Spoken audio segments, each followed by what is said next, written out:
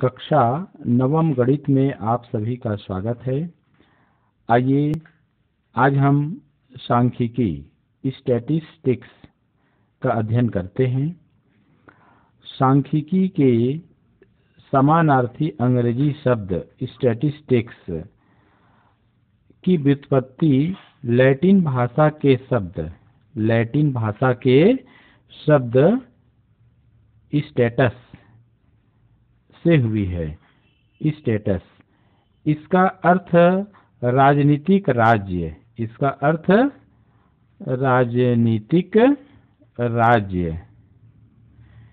या शासन है। भारत में प्राचीन काल से ही सांख्यिकी का प्रयोग किया जाता रहा है। लगभग 321 ईसा पूर्व से 296 ईसा पूर्व के आसपास कौटिल्य द्वारा लिखित ग्रंथ अर्थशास्त्र, कौटिल्य की रचना नाम क्या है? अर्थशास्त्र में आंकड़ों के संग्रह का वर्णन मिलता है। इसमें विभिन्न प्रकार के आंकड़ों का संग्रह का वर्णन मिलता है।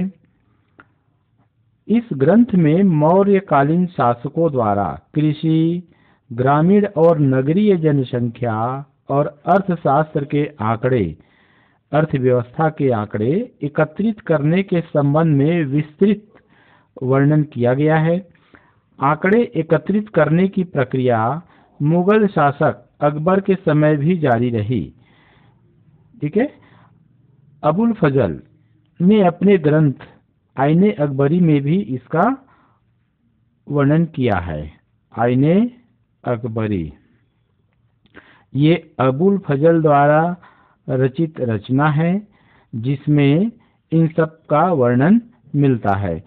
स्वतंत्रता के पश्चात देश के आर्थिक और सामाजिक विकास के लिए एक उपयुक्त सांख्यिकी ढांचे की आवश्यकता महसूस की गई। प्रोफेसर, ध्यान दीजिए,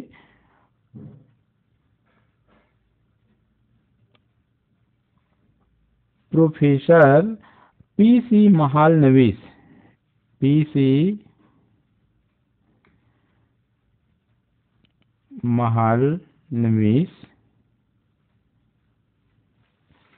को 1949 में भारत सरकार के सन 1949 में भारत सरकार के कैबिनेट के प्रथम सांख्यिकी सलाहकार नियुक्त किया गया।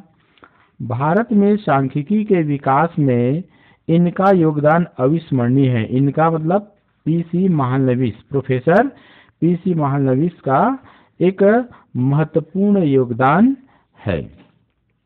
प्रोफेसर महालनोबिस भारतीय सांख्यिकी संस्थान के संस्थापक संचालक थे, जिसकी स्थापना कोलकाता में 1932 में की गई थी। इस संस्थान को भारतीय संसद पार्लियामेंट द्वारा सन 1959 में राष्ट्रीय महत्व की संस्था घोषित किया गया। इसके अलावा 1949 में केंद्रीय सांख्यिकी संगठन, ध्यान दीजिए, सन 1949 केंद्रीय सांख्यिकी संगठन CSO, सेंट्रल स्टैटिस्टिकल ऑर्गेनाइजेशन की स्थापना की गई। 20वीं शताब्दी से अब तक सांख्यिकी को विकसित करने की विधियों, सिद्धांतों और अनुप्रयोगों पर कार्य हो रहे हैं। आइए सांख्यिकी के अंतर्गत हम आंकड़ा प्रबंधन, कक्षा नवम में हम आंकड़ा प्रबंधन व विश्लेषण, डाटा हैंडलिंग एंड एनालिसिस पर आधारित कुछ सवालों को हल करना सीखेंगे। आइए सबसे पहले यह समझने का प्रयास करते हैं कि आंकड़ा प्रबंधन व विश्लेषण क्या है। अपने दैनिक जीवन में हम जाने अनजाने अनेकों आंकड़े इकट्ठे करते हैं। अनेकों आंकड़े हम इकट्ठे करते हैं। जैसे आपने देखा होगा प्रतिदिन के अखबार में हो चाहे टीवी न्यूज़ में हो, आपने अधिकतम तापमान, न्यूनतम तापमान, औसत आर्द्रता, सूर्योदय का समय, सूर्यास्त का समय आदि उसमें लिखा रहता है।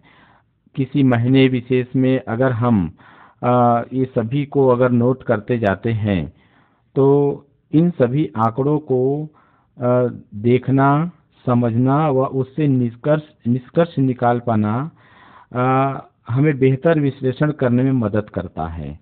हम आसानी से एक उदाहरण आप देख सकते हैं। मान लीजिए जुलाई के माह में प्रतिदिन कितने मिलीमीटर बारिश हो रही है, इसको अगर हम लिखते जाते हैं तो हमें यह आंकड़ों को देख करके हमको समझने में यह मदद कर सकता है कि किस तारीख को कितना अधिक वर्षा हुआ।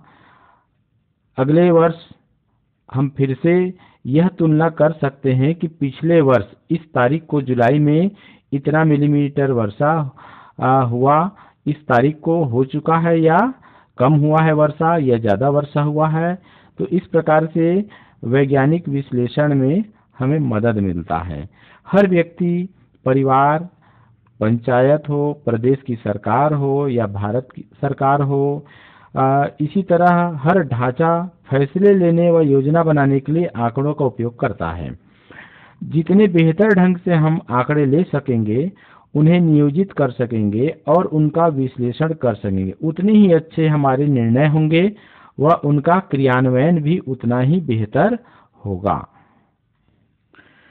आइए एक एग्जाम्पल से हम आंकड़ों को समझने का प्रयास करते हैं और फिर उसका विश्लेषण हम करना चाहेंगे। किसी कक्षा के 15 विद्यार्थियों ने गणित विषय की परीक्षा में 100 में से निम्नलिखित अंक प्राप्त किए। 15 विद्यार्थी हैं, गणित का पेपर दिलाते हैं और वो क्रमशः उनमें से छात्रों द्वारा पाया गया प्राप्तांक इस प्रकार है: 45 अंक, 35 अंक, 56 अंक, 22 अंक, 99 अंक, 71 अंक, 80 अंक, 63 अंक, 42 अंक, 36 अंक, 18 अंक, 77 अंक, 54 अंक, 82 अंक और 41 अंक। ध्यान दीजिए, यहाँ पर आंकड़ों की संख्या कम है, 15।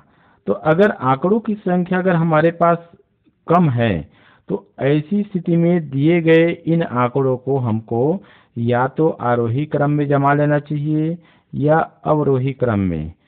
ठीक है, अगर आंकड़ों की संख्या ज़्यादा है तब आंकड़ों को आरोही या अवरोही क्रम में जमाने की आवश्यकता नहीं होती है, उसके लिए कुछ और विधि अपनाते हैं। पर अगर आंकड़े कम है तो हमको आरोही क्रम में जमा लेना चाहिए। मान लीजिए यहाँ पर हम आंकड़ों को आरोही क्रम में जमाते हैं, तो आरोही क्रम मतलब आप समझ रहे हैं, छोटे से बड़े के क्रम में। तो देखिए यहाँ पर सबसे पहले छोटे अंक को लिखा जाएगा, तो यहाँ सबसे छोटा अंक 18 है, इसको ऐसे लिख लिया हमने। उसके बाद यहाँ पर दूसरा अंक है 22, आइए इसको लिख लेते हैं। 22 के बाद तीसरा अंक यहाँ पर देखिए 35 है, 35 को हमने लिखा। इसके बाद अगला अंक यहाँ पर है देखिए 36 है, तो 36 आ गया। 36 के बाद 41 है, यहाँ 41 को लिख देंगे। इसके बाद यहाँ पर देखिए 42 है, 42 को लिख दिए। फिर 45 है, 45 को लिख दिए। फिर 45 के बाद देखिए 54 है, 54 को लिख दिए। फिर 54 के बाद 56 है, 56 को लिखा। 56 के बाद यहाँ पर आ रहा है 63, तो 63 को लिख दिए। 63 के बाद यहाँ पर देखिए 71 आ रहा है, तो 71 को लिख देते हैं। 71 के बाद देखिए यहाँ पर 77 ये आता है, उसको लिख देते हैं। और उसके बाद फिर आता है 80 हो गया। 80 के बाद यहाँ पर 82 है, और अंत में आ रहा है 99। तो इस प्रकार दिए गए आंकड़ों को हमने आरोही क्रम में व्यवस्थित जमाया। आप इसको अवरोही में भी ले सकते हैं, तो बड़े से छोटे के क्रम में ये होगा। आरोही क्रम में जमाने के बाद अब इन आंकड़ों का हम विश्लेषण प्रारंभ करते हैं। तो ध्यान दीजिए, मान लीजिए एक प्रश्न बनता है कि सबसे अधिक अंक पाने वाले जो छात्र हैं उनका अधिकतम अंक कितना है, सबसे अधिकतम अंक क्या है। तो यहाँ से हम देखते हैं, यहाँ पर आ रहा है 99। तो सर्वाधिक अंक मतलब एक छात्र ऐसा है जो सर्वाधिक 99 अंक पा रहा है। हम यह भी देखते हैं, दूसरा प्रश्न अगर करें कि उस परीक्षा में सबसे कम अंक जो छात्र पा रहा है वह कितने अंक का है। तो न्यूनतम अंक यहाँ पर देखिए ये 18 है, तो न्यूनतम अंक 18 हो गया। और प्रश्न बनता है कि सर्वाधिक अंक और न्यूनतम अंक के बीच अंतर कितना है, तो आप अंतर ज्ञात कर सकते हैं। तो अंतर क्या हो जाएगा, सर्वाधिक अंक और ऋण न्यूनतम अंक। आप यहाँ देख रहे हैं सर्वाधिक अंक कितना है 99, न्यूनतम अंक कितना है 18, तो अंतर यहाँ पर कितना जाएगा 81। तो देखिए अंतर 81, अर्थात जो सर्वाधिक अंक जिस छात्र ने पाया है और जो सबसे कम अंक जिस छात्र ने पाया, दोनों के बीच 81 अंक का अंतर आ रहा है। ठीक है, तो ये देखा जाए तो एक बहुत बड़ा अंतर है। और भी हम प्रश्न बना सकते हैं, है ना, कई प्रकार के इसमें प्रश्न बन सकते हैं। जैसे इसमें आप बता सकते हैं कि 75 अंक से अधिक पाने वाले कितने छात्र हैं। 75 अंक से अधिक, जैसे सामान्यतः 75% से अधिक वाले को मेधावी छात्र माना जाता है। तो 75 अंक से अधिक वाले कितने छात्र हैं। तो यहाँ पर आप उत्तर गिन के दे सकते हैं, 1 2 3 4, तो ऐसे 4 छात्र हैं।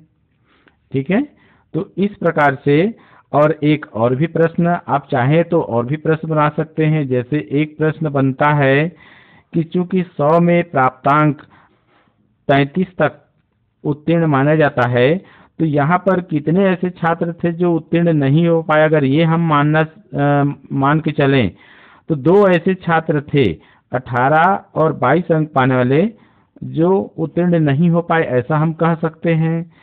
तो ऐसे 2 छात्र हैं।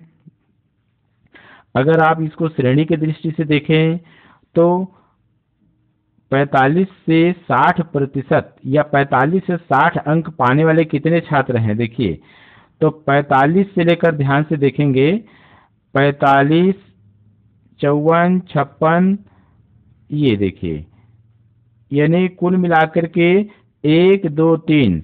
अगला प्रश्न में आप क्या दे सकते हैं, 3 छात्र द्वितीय श्रेणी स्तर